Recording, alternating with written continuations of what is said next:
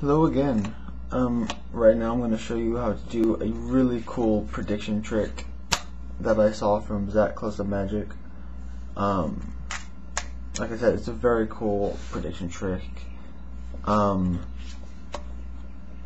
It works every single time, and the spectator is always completely just confused as to how you predict their cards. And the best part is you hardly even touch the cards. The spectator does pretty much mostly everything. All you do really is touch it a little bit in the beginning to set up the trick, like to put the cards down on the table, and then you square up the piles, and then that's pretty much all that you touch. So it's a really cool trick. So let me show you how it's done. First off, you need to get 5 key cards that you need to remember. And so it's always, you think, okay, we'll use like ace 2 3 4 5 or ace king queen jack 10, but that's a little obvious. So what I like to use is 2 4 6 8 and 10 of any suit. I like to do of the spades because I like spades. So there's the 10, the 4, the 2, the 8, and the 6. Okay, so you get the 10 8 6 4 2, and you do this before the trick even starts, of course. What you do is you take 10, put it on top, put the 8 on top of the 10, the 6 on top of the 8, the 4 on top of the 6, and the 2 on top of the 4. So your top 5 cards look like that, or your top 5 cards. So that's the setup. That's all you need to do for the setup. Okay, so now to start off the trick, you can give some shuffle. Just be careful not to disturb the top 5 cards. So like that, and leave a good chunk on the top of the first pile so you don't disturb the order. You can give some false cuts, and then you say, okay, so I'm gonna deal out 25 cards, 5 piles of 5. So you start dealing them out like 1 2 3 4 5, and what you've done is just dealt out your 5 key cards that you're remembering. Okay, so you have them like that, and then you start deal out some more random cards, just like this. Okay, and you don't need the rest of the deck for this.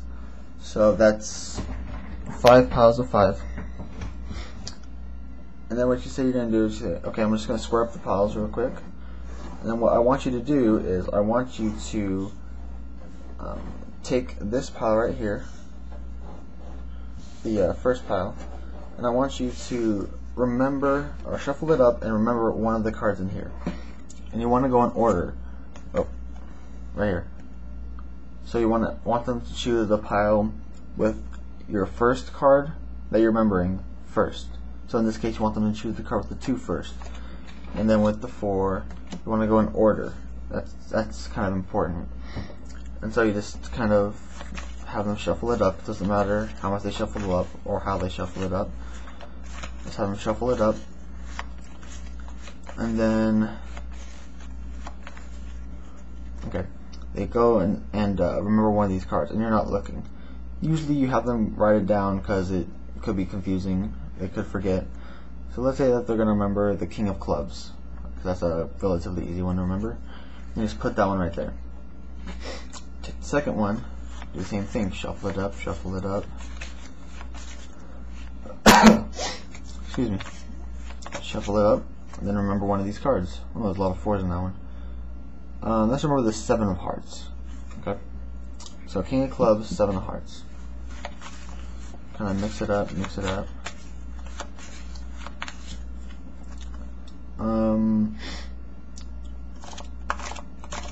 I'll do an example where they actually choose your card, because if they choose your card, it's pretty simple. So let's say the 6 of spades, since it's the only black card there. Okay, so King Clubs, 7 of hearts, 6 of spades.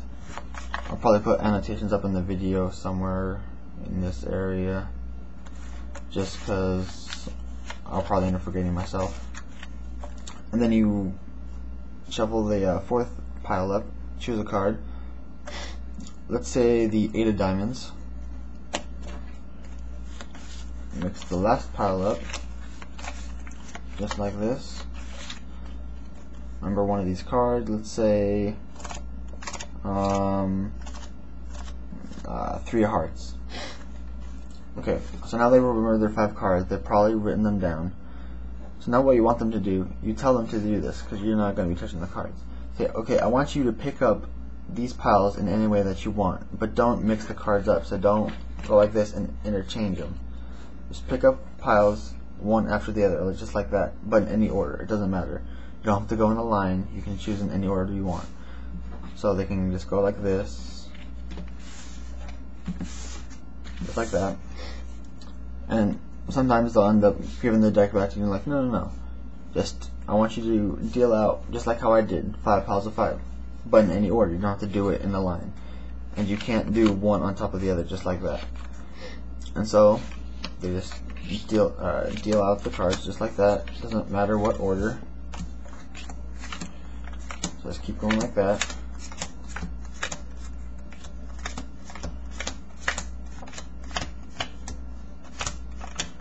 Okay, so that's right there. And then you can just square up the piles.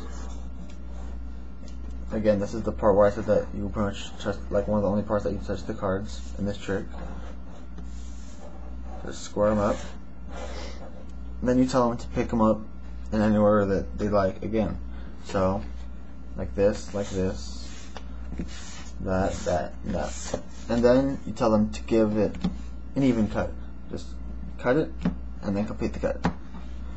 Then you say, okay, so hand me back the deck, and now I'm gonna just take 5 piles or 5 cards right here, so it's 5 piles of 5, and spread them out, and then put them on the deck like this. What you don't want to do is reverse the order, because that will completely ruin the trick, and then you're kind of screwed. So you just spread out 5 cards like this, and flip them over, and see, it's never happened before, but 3 of your key cards are in this pile right here. Usually that doesn't happen. If it does, don't think you messed up. That's what I did, but it doesn't really mess you up. It just looks kind of suspicious. Hopefully they won't notice anything though. And then you go like this. Just keep making the 5 piles. There's one more. And the last one. So it's just like this.